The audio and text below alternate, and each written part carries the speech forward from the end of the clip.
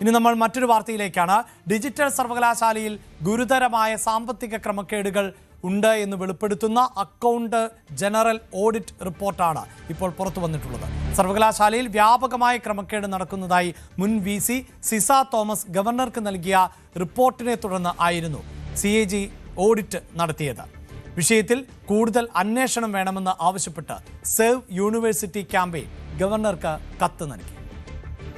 Digital സർവകലാശാലയിലെ മുൻ VC ആയിരുന്ന ഡോക്ടർ സിസ തോമസിന്റെ റിപ്പോർട്ട് പ്രകാരമാണ് ഗവർണർ അക്കൗണ്ടന്റ് ജനറലിനോട് ഈ ഒരു ഭാഗവുമായി, അതായത് ഡിജിറ്റൽ സർവകലാശാലയിലെ സാമ്പത്തിക ക്രമക്കേടുമായി ബന്ധപ്പെട്ട കാര്യങ്ങളിൽ അന്വേഷണം നടത്താൻ വേണ്ടി നിർദ്ദേശം നൽകിയത്. അതുമായി ബന്ധപ്പെട്ട റിപ്പോർട്ടിലാണ് വ്യാപകമായ സാമ്പത്തിക തട്ടിപ്പും സാമ്പത്തിക ദുർവിനിയോഗവും നടന്നു എന്ന് തെളിയിക്കുന്ന രീതിയിലുള്ള വിവരങ്ങൾ പുറത്തേക്ക് വന്നിരിക്കുന്നത്. സേവ് യൂണിവേഴ്സിറ്റി ക്യാമ്പയിനാണ് ഈ ഒരു വിവരാവകാശ രേഖ ആവശ്യപ്പെട്ടുകൊണ്ട് അപേക്ഷ നൽകിയതും തുടർന്ന് ഈ വിവരങ്ങളെല്ലാം പുറത്തേക്ക് വരികയും ചെയ്തത്.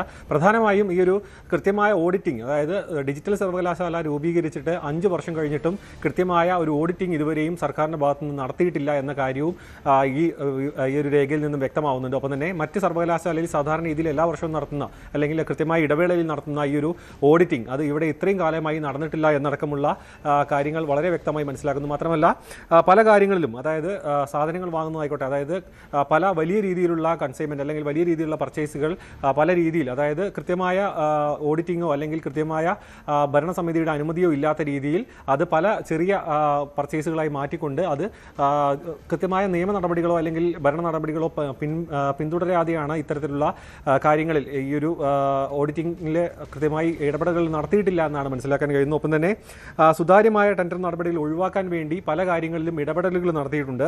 ഒപ്പം തന്നെ പല കാര്യങ്ങളിലും വിനിയോഗ സർട്ടിഫിക്കറ്റുകളോ അതുമായി ബന്ധപ്പെട്ട, അതായത് പർച്ചേസുമായി ബന്ധപ്പെട്ട പല സർട്ടിഫിക്കറ്റുകളോ രേഖകളോ കൃത്യമായി സൂക്ഷിച്ചിട്ടില്ല എന്ന കാര്യവും കൃത്യമായി ഇപ്പോൾ പുറത്തേക്ക് വരുന്നു. ഒപ്പം തന്നെ ഇതുമായി ബന്ധപ്പെട്ട, അതായത് ഈ ഒരു സാമ്പത്തിക ഇടപാടുമായി ബന്ധപ്പെട്ട 5 വർഷത്തെ രേഖകളിലും ഈ ഒരു ക്രമക്കേടുണ്ട്. അതായത് ആരംഭിച്ച കാലം തൊട്ട് തന്നെ ഈ ഒരു യൂണിവേഴ്സിറ്റിയുമായി ബന്ധപ്പെട്ട പല ക്രമക്കേടുകളും നിലനിന്ന് പോരുന്നു. ഇപ്പോഴും അത്തരത്തിലാണ് തുടർന്നു പോയിക്കൊണ്ടിരിക്കുന്നത്. പ്രധാനമായും ഈ ഒരു, അതായത് മുൻപ് ഇപ്പോൾ നിലനിൽക്കുന്ന VC അടക്കം ഇത് ഈ ഒരു പ്രശ്നത്തിൽ ചോദ്യം മുന്നിലാണ് എന്നാണ് മനസ്സിലാക്കാൻ കഴിയുന്നത്. കൂടുതൽ വാർത്തകൾക്ക് News 18 Keralam YouTube channel subscribe ചെയ്യുക.